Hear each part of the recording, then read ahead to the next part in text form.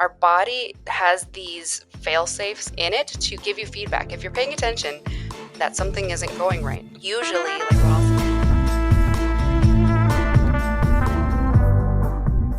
You've just tuned into Rebel Wellness Podcast, your resource for realigning and revitalizing your health and well-being. I'm your host, Kaylee, also known as Coach Kales. I'm a holistic health educator, certified nutritionist, and fitness professional of nearly a decade. I'm stoked to have you with us. You just joined a community of amazing souls who are ready to break free from the confines of the often outdated and confusing health advice all around us. Living in a world overwhelmed by quick fix diets and unrealistic beauty and body standards, us rebels stand for change. If you're like me, you're exhausted with the confusion and polarization plaguing the social media health scene. My mission is to empower you to step beyond today's diet culture, adopt a holistic health approach paired with the foundations of science for lasting, well-rounded wellness. Through teaching you how to tune in and embrace your mind, body, and soul, we'll reject one-size-fits-all solutions, realigning you on a better path that honors your unique needs and values. With new episodes weekly, this podcast is your sanctuary for deep wellness exploration, featuring expert advice, real-life stories, and a true commitment to your growth. Your journey to better health and simplicity in life begins now. Let's jump right in.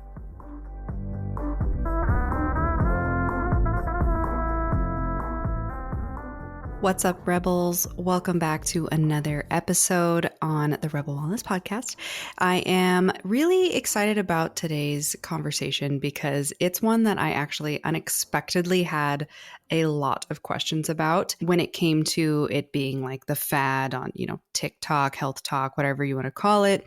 And it kind of made its way over to Instagram. As you guys know, I am more active and I'm actually present on Instagram, which is why I always invite you guys to join my community there. And I actually did a story on this exact topic today, which is cortisol face. And if you haven't heard this topic, this is actually still something that I think is very important for you to learn about and become aware of, because as always, TikTok has made yet another thing a thing that is not really a thing, if you know what I mean.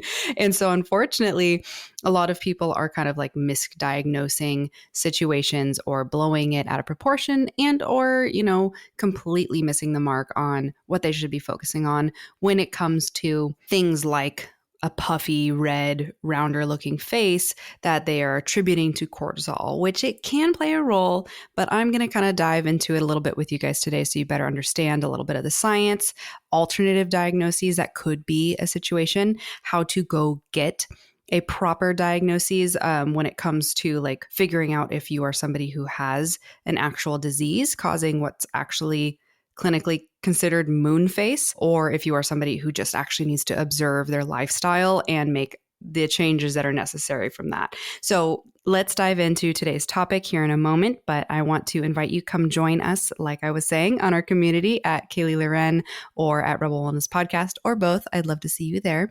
And I also have an amazing wellness newsletter that is a one-time a month, everything from books that I personally recommend, affirmations, journal prompts, a lot of self-care advice.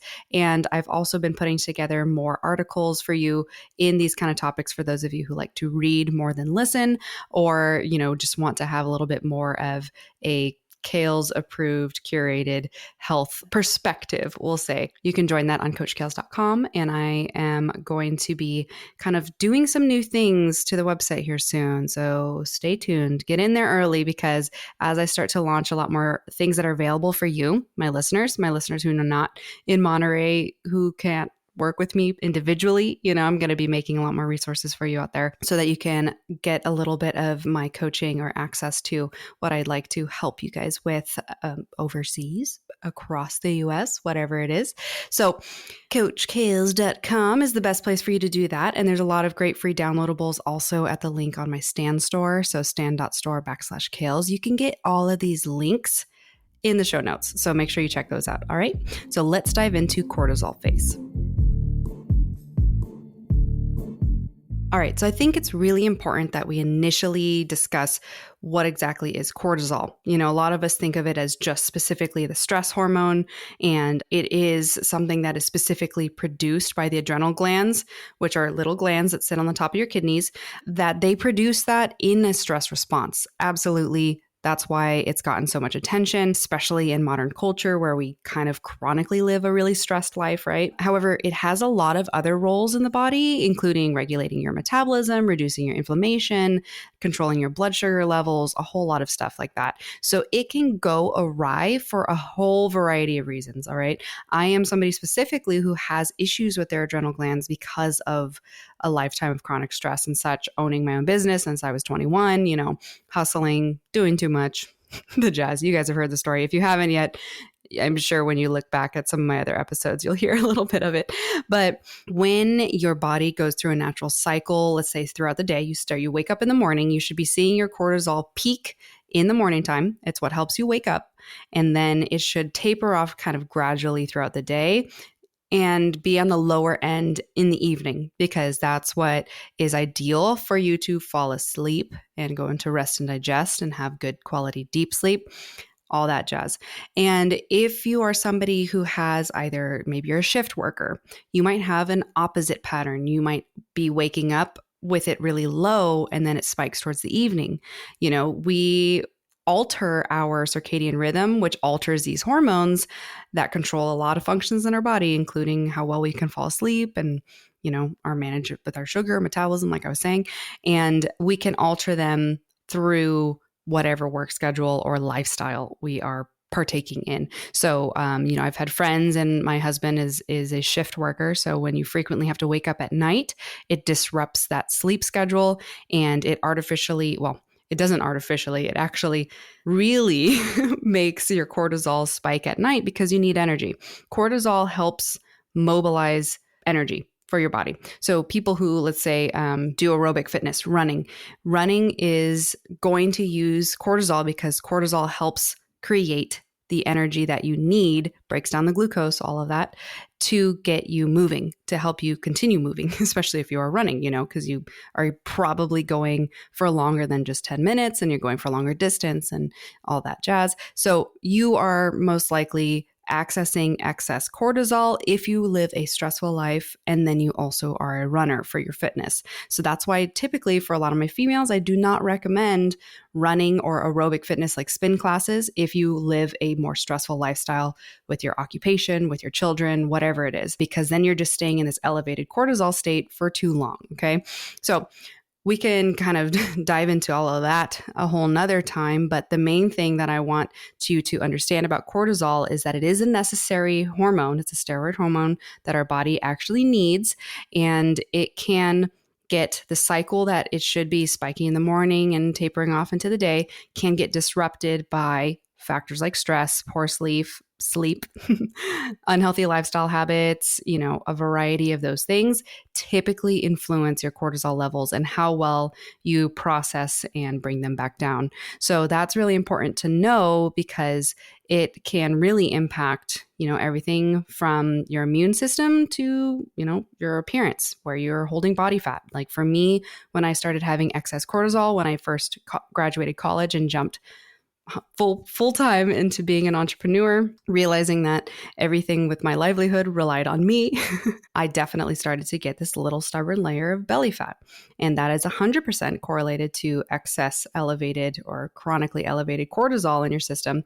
And so for me, that's where I started to first learn and better understand where the cortisol was going to play a role in my life. So hope you better understand cortisol because it is something that's very necessary, and it is something that is helpful. I mean, your body doesn't do a lot of things in a way where it's going to harm you by just existing. It should ideally have a bunch of mechanisms in place and different hormones in place and enzymes and all that kind of stuff that when they go into a certain zone where they're necessary, they are absolutely healthy, normal, and productive. So cortisol, when we need it, it does its thing. It does a good job at it. And it's what it's supposed to do. But when we exist in a state like fight or flight or whatnot for too long, and we can't regulate our nervous system or whatnot, poor sleep, all those things play a huge role, you are going to see the negative effects of cortisol hanging out for way longer than it's supposed to. Okay. So with that said, what is cortisol face? So it's kind of referring to like a physical change where like your face is getting puffy and it might be like more pink or red, and it just doesn't look like your normal face. It's starting to look like a very inflamed version of yourself. And that is been coined cortisol face by TikTokers because they correlate it to your cortisol levels being consistently elevated for too long, chronically elevated, however you want to call it. And usually you'll see it like in your cheeks, under your chin, eyes, and it just looks like a rounder face in general. Your body physically may not put on a lot of excess fat, but you probably will be seeing, like if it is truly cortisol related, you will see an increase in abdomen fat, belly fat, all that kind of stuff. So while, you can definitely see things physically of having excess cortisol or chronically elevated cortisol, it most likely is not the specific reason why your face looks that way. There's a couple of different things ranging from how your body looks when it has chronic inflammation, poor hydration, lack of sleep. Our body has these fail safes, I'll call it, in it to kind of give you feedback. If you're paying attention, that something isn't going right. Usually, like what I'll see with a lot of clients is, especially if they, are new moms or are just falling victim to the way our culture is nowadays, where we are having a lot more people basically forego sleep because their whole day was so busy with work and other things. And then they just decide like, okay, well, I don't want it to be tomorrow yet. So I'm going to stay up on my phone and scroll and get lost in this kind of quick dopamine hit kind of world that is on my phone. And then they'll lose like an hour, 2 hours, 3 hours, and they'll be going to bed at like midnight, maybe 1 a.m., waking up for work at like 6 or 7 a.m., and then continuing the cycle of poor quality sleep. Usually poor quality nutrition always follows poor quality sleep because that excess cortisol that carries into the next day tends to make you crave a lot more sugar, a lot more carbs. And so we'll tend to see that pattern start with poor sleep, not enough hydration because people go reaching for caffeine in whatever form they can, usually Starbucks or energy drinks or, even homemade very sugary coffee because they're like, I need that energy, I'm just so tired. And then they'll eat bagels or muffins or quick grab stuff, cereal, and steamroll into their day, maybe only drink like 16 to 20 ounces of water, have that same problem again where they're using their electronic devices late at night or sleeping with TV on, not getting good quality sleep. And then the pattern just follows over and over and over again. And then you start to get used to that kind of crappy state of existence. And then you start to physically see the changes because your body's trying to tell you like, look, pay attention. I am having issues. I am not healthy. I am not going well. Can you help me? Maybe you start to get sick more frequently. Maybe you get sick longer. Maybe you start to see again that belly fat patterning coming in. You might see that puffiness in your face. You might see water retention everywhere. You're probably, if you're a female, going to get more uncomfortable periods. You're going to get worse cramps. You might get heavier bleeding. We do tend to see a lot more of the pattern of excess cortisol paired with excess estrogen, which we get from environmental factors, genetic factors, and just a lot of women are on birth control and things like that, and they don't have natural progesterone coming in to balance out their estrogen. So getting into an estrogen dominant state where you have higher numbers of estrogen or higher ratio of estrogen rather, in comparison to your progesterone, that plus cortisol is a perfect body fat building situation hormonally in the body. It's kind of a clusterfuck, we'll call it, of hormones that don't do health well. They will definitely push your body towards gaining excess body fat rapidly. I physically experienced this myself. And so I know for a fact that that is one of the biggest things leading and bringing a lot of excess body fat unexpectedly to a lot of females. We saw a lot of this happen actually during the pandemic while everyone was chronically stressed. less active, of course, but exposing themselves to a lot of comfort things because they wanted the comfort of food or home, burning candles, all these different things. And we already know that phthalates and PFAs and stuff come out of all of the comfort, like fragrances and being at home and eating more comfort foods, possibly more estrogenic foods, if you eat a lot of soy or there's a variety of components that come into it. And that's where we call them environmental endocrine disruptors. And so we will see that come into play. And then all of a sudden, a female might put on 20 pounds in the matter of like 2.5 months or so and be like, how the heck did that happen? And I do see that happen the most with high chronically elevated cortisol plus high estrogen.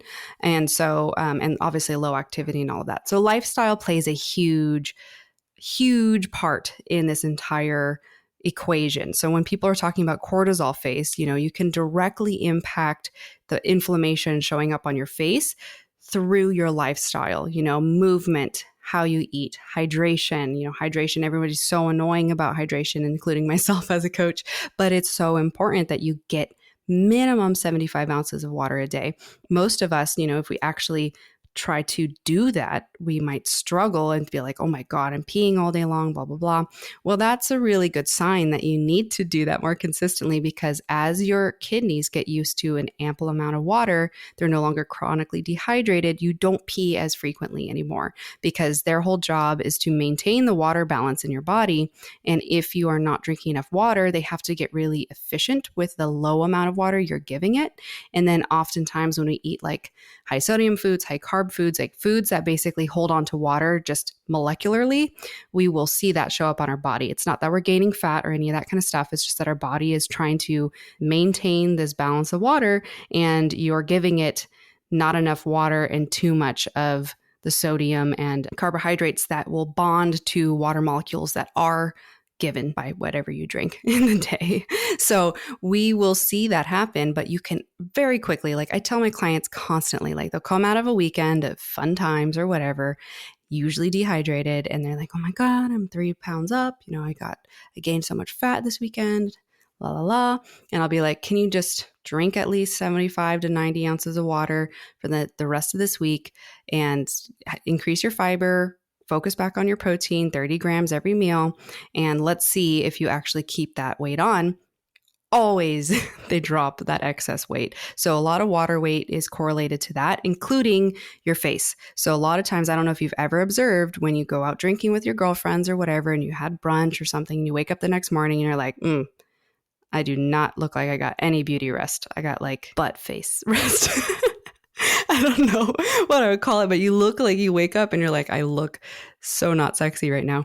We're going to call that butt face rest.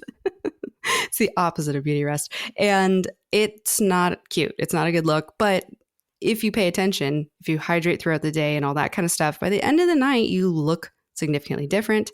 Or you can, manually adjust that with using like one of those little jade face massager things. And basically you're pulling that excess water that is pulled and stayed puffy in your face out of it.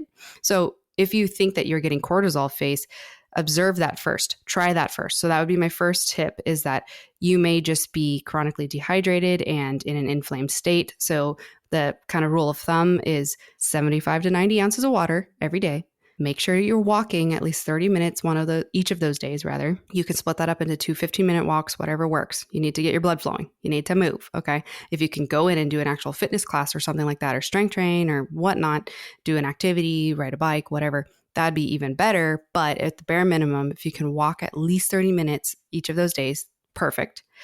Increase your protein, 30 grams of protein every single meal. So ideally, that'd be like 3 meals of 30 grams, or you can do 4 meals of 20 grams. And then you're going to increase your fiber to around 20 grams of fiber every day. So you want to increase your vegetables especially, and you can do your whole grains and things like that. I have a really great resource for you when it comes to macronutrients, when you're trying to figure out your protein, carbs, and fats and which are the best for you, on my links in the show notes and on my website and such, where you can just download a free macronutrient grocery list. And then it's got a huge list that I made for you guys where you can kind of see which of those food categories to build your own meals. And you can really see the differences between starches and fibrous vegetables and carbs and all that kind of stuff, which is really important to become more aware of, because when you want to better understand how to optimize your inflammation and your water retention, knowing those macronutrients plays a huge role in kind of empowering yourself with your nutrition in that way. So I highly recommend you download that if you haven't already. But that would be my advice for really foundational inflammatory and water retention management. And a lot of the times what we're seeing when girls are saying cortisol face, it's actually that. Cortisol face, you're going to see it happen. Well, not really cortisol face. Like I'm trying not to use that term because that is technically an improper term, but chronically elevated cortisol in your body, how it plays a role down the line with your lifestyle habits, like lifestyle factors, is going to be that puffier, rounder face. And for me, what I actually ended up getting was a lot more of a kind of like a little double chin, fluffy bit, which I never had before. And my face was definitely like redder. And just when I'd smile, my cheeks were just really puffy. But my lifestyle habits that realistically were going on during it. Not only was I in an estrogen dominant state because I was detoxing off birth control after being on it for like 12 years. I also was increasing my wine intake and American wines, which I hadn't learned yet at the time, that the excess sulfites and other like glyphosate and stuff that are in or generically non-organically grown grapes, especially processed in America, cause a lot more inflammation. So if you haven't yet, actually, you should explore trying to drink Italian or French wines with the label that they are actually from there, processed there, bottled there, and shipped here. Drink those if you partake in wine and see how you feel the next few days versus American wines. And you will most likely feel a massive difference because we have a lot more crap, as always, in American wines. And the processes that are allowed for American wines versus old world wines are way looser. So they have a higher amount of sulfites that are allowed. And they also can use, I believe the terminology is like chaptalization, where basically they impart more flavor by incorporating more sugar. And sugar plus alcohol is a hangover. So that's usually where we see a lot of that come through. So all that to say, I was drinking more American wines pretty frequently, like a glass, maybe 4 or 5 times a week, because I wasn't realizing it, but I was really stressed about jumping full send into entrepreneurialism as a young post grad. And that plus working really hard, like working like 50 to 60 hour weeks. And I was, I would work with clients all day long, eat really strange, like discombobulated meals. I tried to eat healthier. It wasn't really going to outdo the amount of stress I was having, and I wasn't drinking enough water. And I tried to manage it by starting to run because I was like, my body fat is going up rapidly. So why don't I just run? We all do that. We've all been there. That time though, back in 2018 was when I finally cut that out of my mind, because running, especially if you're in a cortisol state, is not beneficial for fat loss. It is not. It is going to make you hungrier, and it's going to pare down your muscle, and it's also going to cause more significant hormonal imbalances, and it's going to perpetuate the excess cortisol problem. So I do not recommend running, and it definitely didn't work for me. And that's when I started to learn about it, because, Kales likes to research. And so when I was running consistently and I was logging my food, I knew I was at a deficit and I was still putting on fat. I was like, something ain't right. And so that's where we started to learn a little bit about this excess cortisol situation. However, it is completely avoidable and reversible if it is lifestyle related. So you have to be really real with your lifestyle. Are you consuming a lot of alcohol? Alcohol actually the next morning creates an excess cortisol situation, where that's if you've ever experienced anxiety or depression the next day. We actually have this cortisol reuptake sort of, I'm trying to keep it non-neuroscience-y, but Huberman has a great episode on this, on alcohol, what it does to your brain. And it actually inspires a spike of cortisol in excess the next day and can cause more proliferation of the issue if you are somebody who already has high cortisol from your lifestyle. And so cutting out alcohol, essential, reduce it back to 2 or 3 drinks a month. If you can cut it out altogether for several months while you're trying to rebalance your hormones, necessary, absolutely necessary. And it's really not that hard. There's so many amazing like mocktail companies out there, fun things to drink if you just want something that can kind of bring you a nice little social atmosphere and not feel like an outsider. Peer pressure has a lot to do with our alcohol consumption nowadays, unfortunately. And most of the time, even like a casual cider, a casual beer, casual glass of wine is going to harm you more than it's helping you. If you're only having one and it's like a low quality brand or something like that, it's not helping you. And it's like, was it really worth it versus getting maybe a different interesting drink or making a mocktail or just having good quality spring water with electrolytes or something like that? There's a lot of things that you can do to kind of avoid alcohol, especially if you're starting to see the physical effects of massive hormone imbalance with cortisol excess, estrogen dominance, all that stuff, because it'll get out of hand really fast. And before you know it, you may have gained 40 pounds, and that's way harder to get off than it seems, especially as females and especially as adult females, because it gets harder and harder because our metabolisms want to maintain this homeostasis of the same body that it's always had. And it gets used to being at a larger mass, and then it might just want to hang out there longer. So it is harder. So when you start to notice, that's where the scale is helpful at times, like weighing yourself maybe once a month, keeping an eye on your average. If you're starting to go up like 5 pounds every month, something's not right. Something needs to be assessed, and it's typically lifestyle related. What are you eating? Are you sleeping enough? How's your stress levels? Are you not moving enough, etc.? Some things that you may also notice as far as like symptoms of elevated cortisol would be craving salty or sweet foods, even if you're not necessarily hungry. Having a hard time sleeping, mood swings, having anxiety, period irregularities, really heavy periods, missing your periods. You may be having anovulatory cycles, which means you didn't ovulate at all if you are somebody who's not on birth control. Birth control is a little dangerous in some ways because when you remove your natural ovulation, you don't get to learn feedback from your period every month. And our periods can be report cards of how we did that month as far as health promotion or health detraction. So a lot of times I notice that if I have, an event like my wedding, let's say, and there was a lot of debauchery that I don't usually partake in. So a lot more drinking, a lot more stress, a lot more socializing, less sleep, all that kind of stuff. I had a pretty bad cycle that month, and it came actually a little late because I didn't take the best care of myself as I could have. And I don't regret it. But at the same time, it's nice because I see my cycle and I'm like, yeah, those are lifestyle habits that are not supporting me because my period's telling me so. And so then moving forward, if I get back onto my usual routine and this or that, my periods are usually pretty mellow. I don't get really bad cramps. It's like about 4 days long max, all that kind of stuff.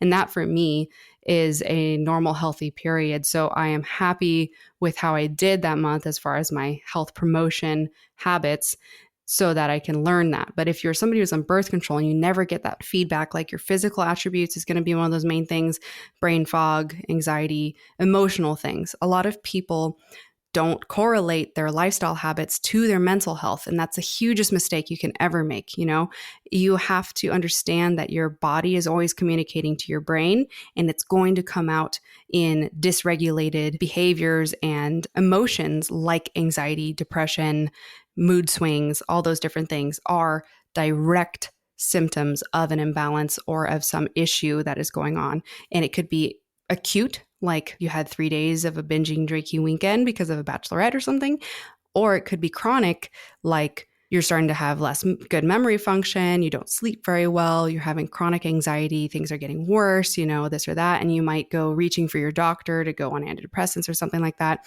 But the first thing that I highly recommend that is scientifically proven, like 90% of the time or more, is move your body, nourish it the way it should be nourished, hydrate it well, try to get as good quality sleep as possible without, artificial things to help you. And it'll help your body get out of that fight or flight, anxious or depressed state. Okay.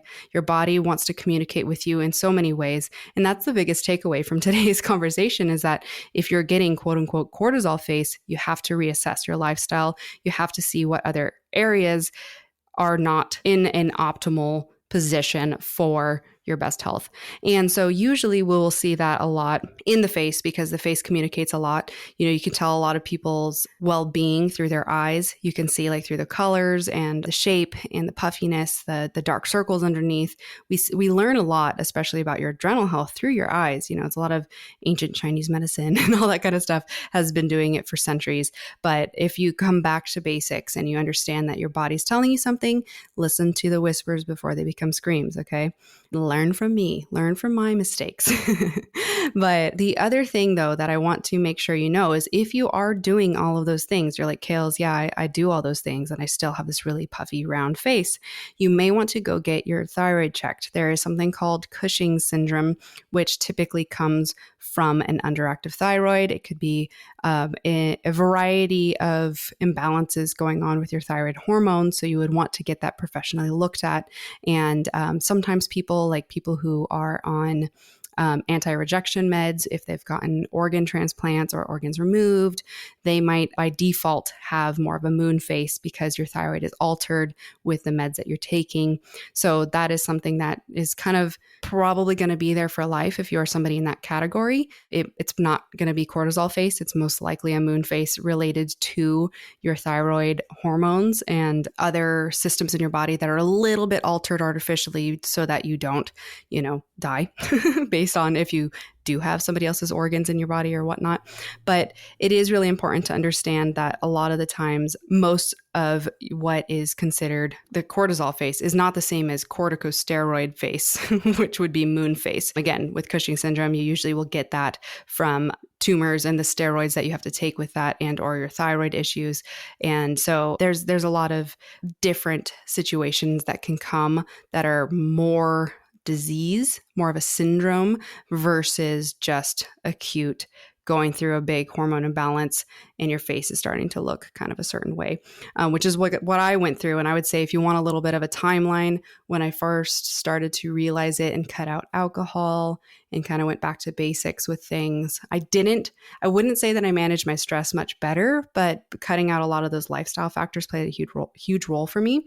And I would say it took maybe about 3 months to start seeing my face go back to normal, and then a full year to really get that excess weight that I had put on to come off. And it wasn't insanely hard, but it definitely took me paying attention and catching it sooner than later because it definitely could have gotten out of hand. You want to be making sure that you pay attention to how you feel, implement those foundational things that I had told you guys earlier in this episode, and see if you can get your appearance in your face to change naturally that way. And if not, then you may want to go get checked to see if you're having excess weight gain in your abdomen, you have no weight gain in your arms and legs, really, you're fatigued, you have muscle weakness, especially in your legs, your blood pressure is high, all of those things, high blood sugar, those are all symptoms of possible Cushing syndrome. And especially if your face is moon face, actually looks like the moon face. If you Google face on the moon and you get that little cartoon,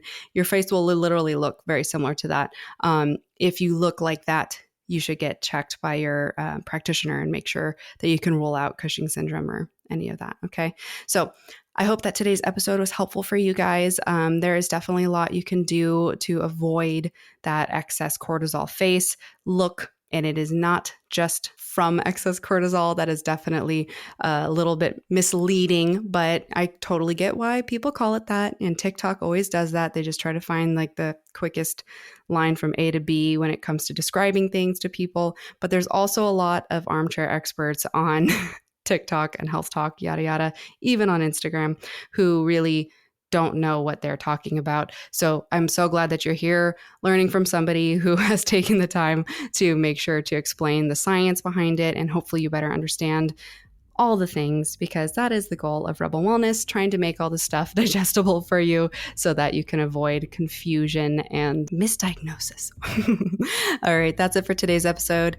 I would love for you to share and rate our podcast so we can continue to grow. We really only grow when you guys put the time, maybe even just less than a minute, into rating us, giving us 5 stars if you so feel like it.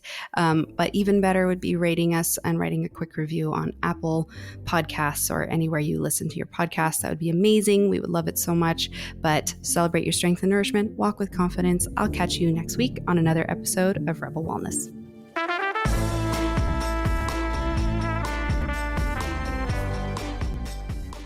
What did you think about that episode? If you enjoyed it, I hope that you would come join my community on Instagram at Rebel Wellness Podcast or my coaching page at Kaylee Loren, or both. I would love to see your name pop up on my new follows list. I might say hello if I catch you. And I would also like to invite you to come check out my website, coachkales.com, if you're interested in seeing any more of the educational learning resources I have created for you. I have a whole ton of amazing free downloads that you can dip your toe in the water of what working with me looks like. And if you are really vibing with what I have to say and how I teach it, come explore my courses that are available for purchase. They are all do it yourself. In the near future, I plan to have some awesome group coaching that will be all live, so stay tuned for that. And the best way to know when I'm going to launch those is through my monthly wellness newsletter, which is my hand-curated, not AI-generated, monthly all things health and wellness newsletter that I created to be your new favorite resource for staying up to date with the latest in the health world, self-care resources that I've created, and a bunch of the clean beauty picks that I personally use myself, and a whole lot more, as well as early access and discounts to anything that I create in the future for specifically my newsletter signup. So if you'd like to sign up, head to coachkales.com and add yourself to my mailing list. Last but not least, I would absolutely love it if you would help our podcast grow by simply sharing a rating or review wherever you stream and are listening to me right now, and share it on your social medias or text it to some friends or family members if this episode resonated and was something that you think could help somebody else, because I really would love to help anybody in your circle if I've been helping you. So I absolutely am so grateful that you're here. And if you listened all the way through, you are a real one. So, all right, Rebel, until next episode.